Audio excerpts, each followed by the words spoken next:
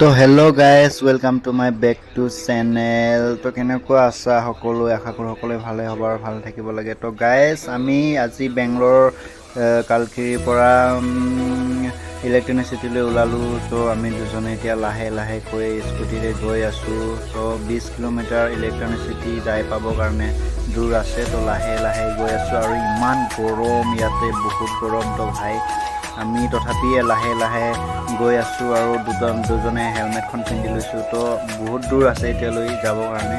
তো গাইজ চাই থাকক ভিডিঅ'খন।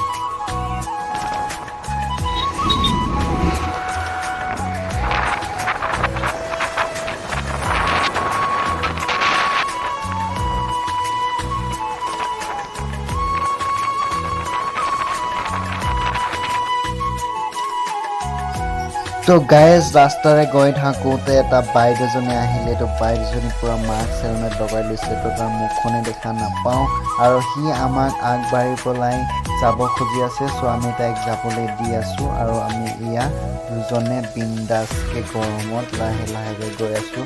তো ব'লক আমি কিমান দূৰলৈ যাওঁ আৰু আপোনালোকে চাই থাকক। গাইজ যদি ভাল লাগে তেনেহ'লে লাইক আৰু কমেণ্ট কৰি দিব।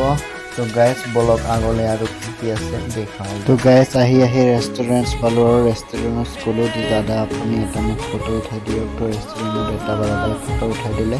তাৰপিছত ফটো উঠাৰ পিছত এতিয়া আকৌ খাই দাই পেলাই আমি আকৌ যাবলৈ ওলালোঁ। তো গাইজ চাই থাকক ভিডিঅ'খন।